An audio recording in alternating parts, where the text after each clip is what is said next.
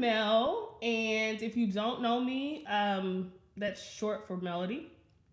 Everybody calls me Mel. But yeah, welcome.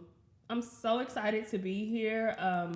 This is, I guess, what we can consider an introduction to who I am, why I'm here, and what you can expect. This is definitely a labor of love that has been long overdue.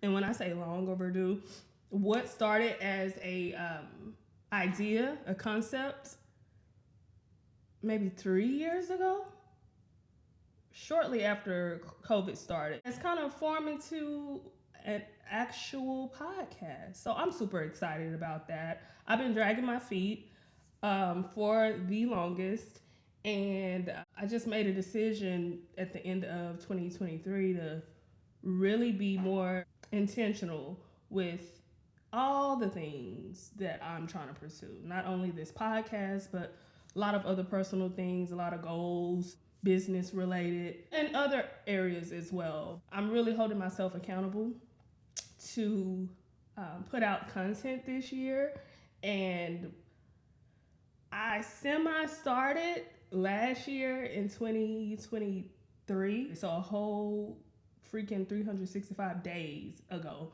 I started this, and due to just the ebb and flow of life, it was put on pause. I wouldn't say I changed my mind or I had no intention to do it, but I simply say I put it on pause just due to the rigor of life. Bought a house, was in an accident at one point. Y'all, life got so chaotic for me, but it was always in the back of my mind to finish what I started. I'm big on that. I don't like starting something and not finishing it. So once I put my name on something, or once I give you my word, or once I even tell myself I'm going to pursue something, it's pretty much a done deal. And so all that to say, that's brought me here today to talk to you. And this is very informal. It'll be a quick introduction. I do not want this to be long because I'm known to be long-winded.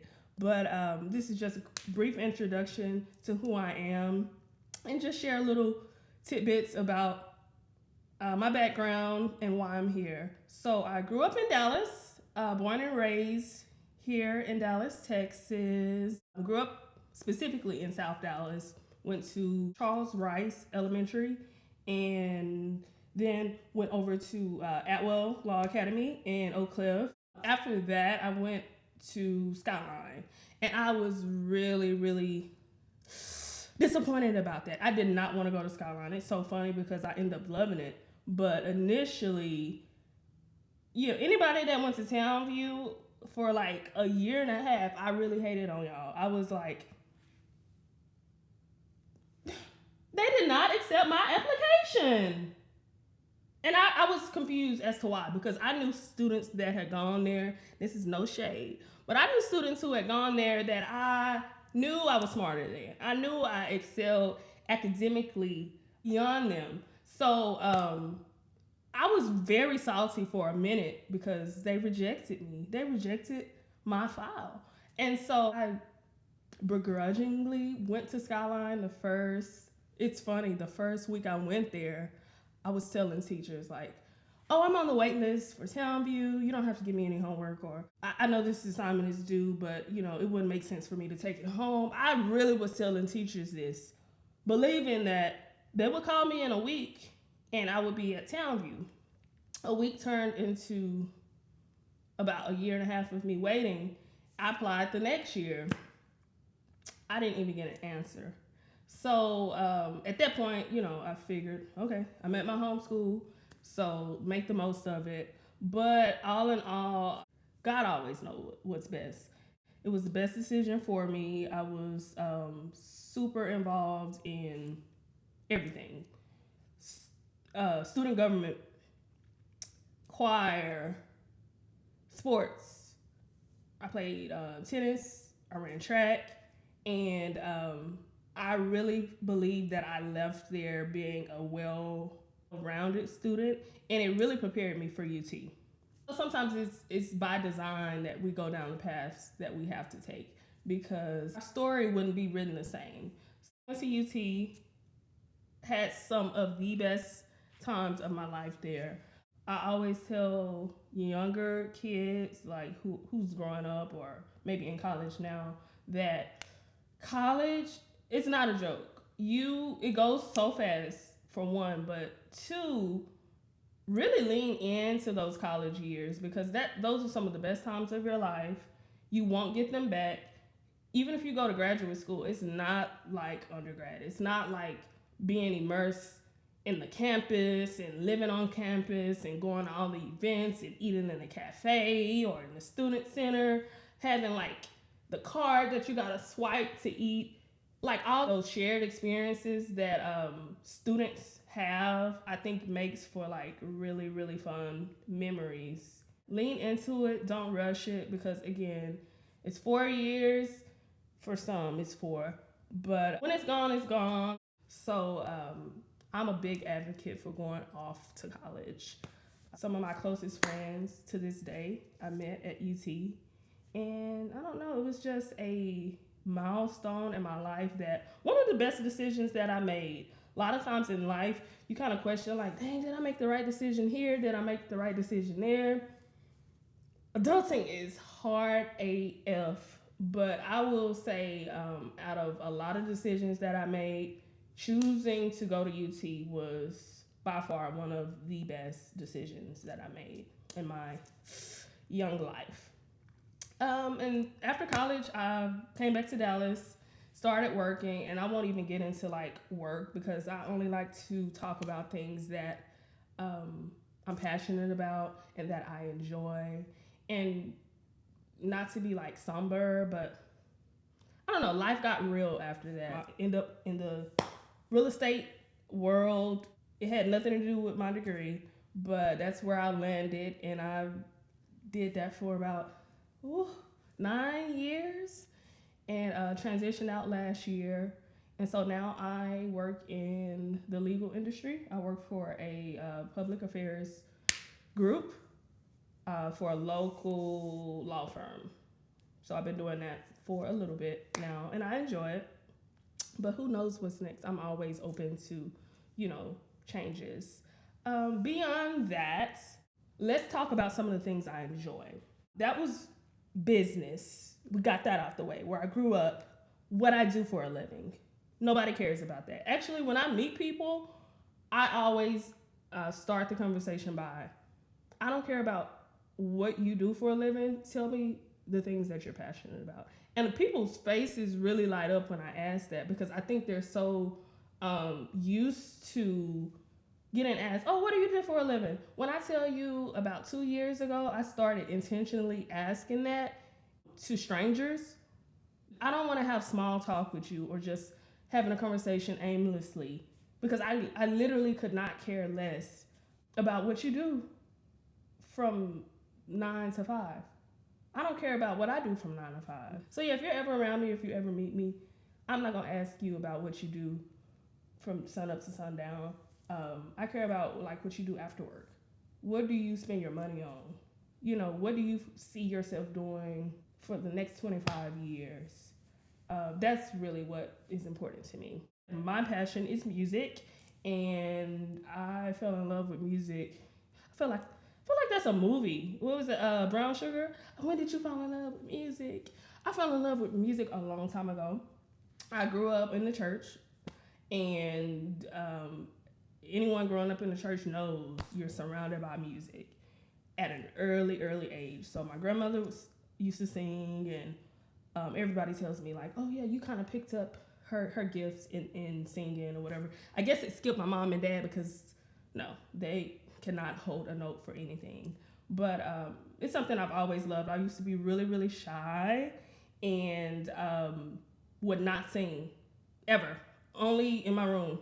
Like at home, my parents would get the business, okay? My siblings, my brothers be knocking on the wall, shut up!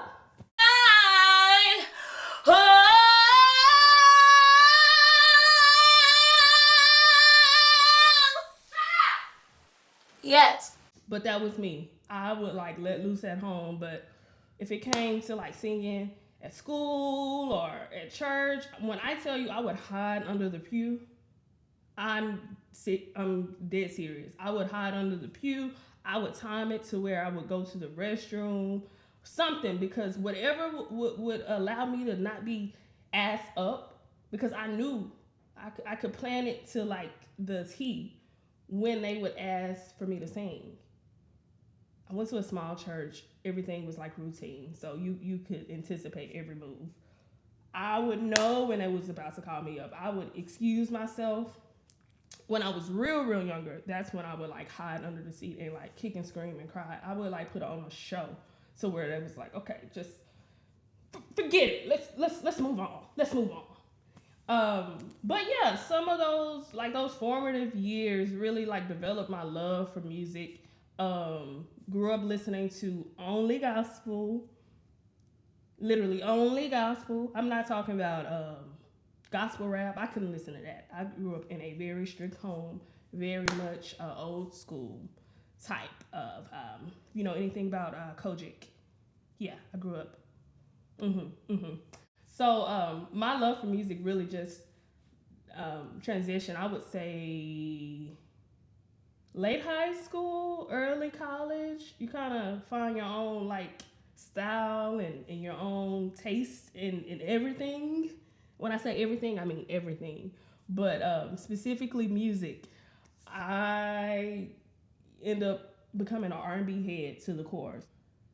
I don't even like listening to gospel music to this day. And if I do listen to it, I'm listening to the people that I grew up on. I'm listening to Kirk Franklin, Fred Hammond, John P. Key. I don't know. Y'all have to help me figure out why I can't really connect with today's gospel music scene. At the end of the day, I love all music, and that love has grown into like a deep-seated passion to pursue it on the business side. So I enjoy singing. I enjoy being a consumer of it, and it wasn't until I would say a year ago that it really hit me. I think I know exactly what I want to do for the rest of my life. And that is such a rewarding feeling. Sometimes we can go through life knowing bits and pieces of what we are interested in or what we're good at, but it's kind of hard to put an idea to paper. Like, what does that look like in the real world? Like, what does that actually look like from day to day? I mean, that's a idea that you have from childhood. What do I want to be when I grow up? And I probably went through at least 10 different what I want to be's. Slowly but surely, I knew it had something to do with music. And then last year, it clicked for me. It clicked for me to where I could actually be very clear in my delivery when I met someone. And again, with that conversation about what I'm passionate about, I was able to better translate that. Because through trial and error, a lot of life is figuring out what you don't like, and that's a great thing. Figure out fast what you don't like and just go ahead and knock that off the list. But I figured out last year that I want to mix both worlds of music and business, especially in Dallas, because we don't have the representation, the support that musicians and artists need. So I felt like that's a area where I can tap into that's untouched, because a lot of what I want to do as far as administration and A&R and being an executive, people flock to where? LA, New York, Atlanta, even Nashville. All the heavy hitters for the music industry. And so I really want to develop that for Dallas. I want to be able to be one of the pioneers. I want to be one of the pioneers of kind of laying the groundwork for that. And even if I water or plant a seed, I'm fine with that. But I want to make an impact in that way. So this year, I'm very much anticipating greatness. I'm just open. I'm not stuck or to a rigid way of life. And that took some time. That took some like shedding tradition. That took some taking off bad habits.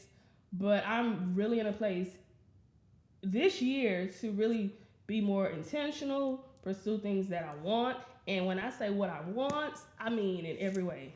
That's in relationships, that's in my career. I just feel like sometimes we take no for an answer, and it doesn't have to be that way. You know, you may get a no, but there's another way around something. There's another route to get to the same goal. So we gotta be more intentional with finding those detours in life and being okay with taking them. I've been okay with taking them, and I'm on that path of saying, if it's not what I want, I'm not stopping. And if I see what I want, I'm going after it. It's like you get one life, you get one chance at this thing, and I do not want to get to the end of the road and look back and say, what if? No. So I'm very excited about not only this podcast, but just to open my world up to you guys, and hopefully be a light, hopefully be transparent. I promised myself that I would do that I would work on being open. That's a really hard thing for me to do, but I plan on doing that through this podcast. I think it's going to help me to release a lot of things, to share a lot of things, and hopefully someone can relate to it. And at the end of the day, be impacted by what I have to say. I was talking to my friend Raven last Sunday. We went to brunch after church, and I was sharing with her the same thing I'll go ahead and share with y'all, why it took so long for me to go ahead and do this. And God really had to sit me down and just chastise me, because I was dragging my feet, y'all. I was dragging my feet in so many ways. It's not even funny. I was dragging my feet knowing what I was supposed to do a year ago. But again, I let other things take priority, or I blamed it on other people. Everything had nothing to do with me, and that was the wrong mindset. So I just want to use this time to really encourage you, because I had to learn it for myself first. Don't wait on people, okay? That's the first lesson. Do not wait on people, because people will hold you back every single time. We can be our own worst enemy when it comes to pursuing our purpose. And God had to show me through trial and error, it literally ain't about nobody else. Every reason in the book that you want to give for why something you're passionate about did not form, cut that out. Because I gave you the vision. I gave you this drive to produce something. The dream, however you want to label it. I gave you that passion. You can't wait on other people to co-sign a vision that God is giving you. If He's called you to bake cakes, run a marathon, whatever He's called you to do that. And don't make excuses to why you're not doing it. Because at the end of the day, it's gonna come back to you. You're the reason it didn't happen. Initially, I was upset with everybody else because they didn't see my vision. People that I wanted to include on this, I felt like I could not do it alone. I felt like, no, everybody has a co-host. I can't have a podcast with just myself. I was all in my head. It was literally the voices in my head holding me back. I still feel the call to get in front of a camera and talk to people that I don't know. So I knew because of that, it was a true passion, and I had to release the things that were holding me back. Waiting on people, waiting for validation, working through insecurities, feeling like I needed a co-pilot, and I didn't. God told me I had it all along, and I want to share that with y'all. You have it. So whatever that vision, that inner thing that you probably haven't even told anybody, pursue it. Life is so short, and I just refuse to get to the end of my life looking back on, well, I wanted to do that, I should have pursued. No, okay. You got all the time in the world to do it. And so I want to challenge everybody that's watching this, listening, however you're taking it in, to just do it, y'all. Don't wait. And you may not have all the answers right away. We put pressure on people to like behave a certain way or, you know, live up to a certain standard when it comes to certain things that aren't even that important. Social media is so fake and unimportant, but we put this pressure on people, and because of it, you know, it causes people to withdraw and say, you know, maybe podcasting, maybe public speaking, maybe if you love singing, maybe singing isn't for me because this person does it at a high level. This person does it so well. While that may be true, that's no reason for you to feel like you can also do it. Art is made to be made and released no matter how it comes out. What I'm telling y'all is what I'm telling myself. So everything I'm sharing, it's not because I got it right every time, it's because I've learned and went through it. Do those things that are near and dear to you.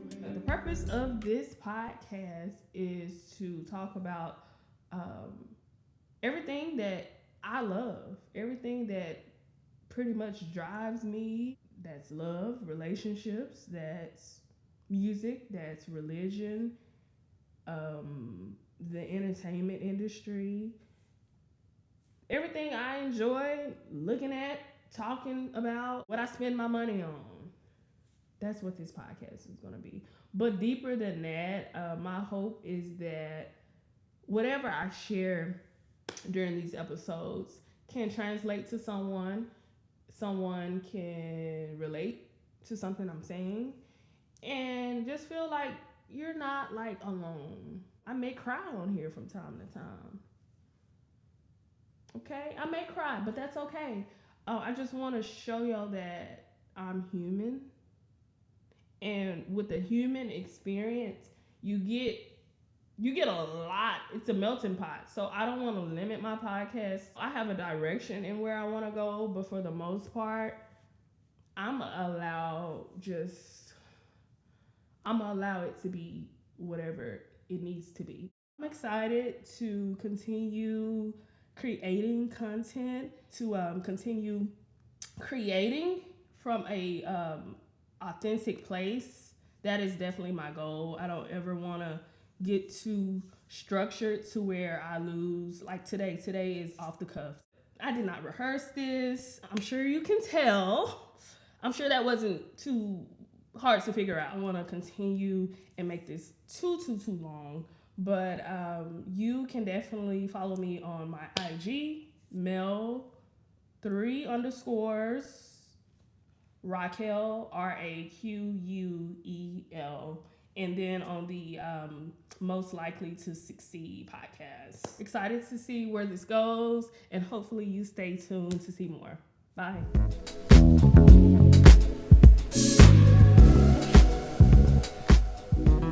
You know, this ain't that kind of show.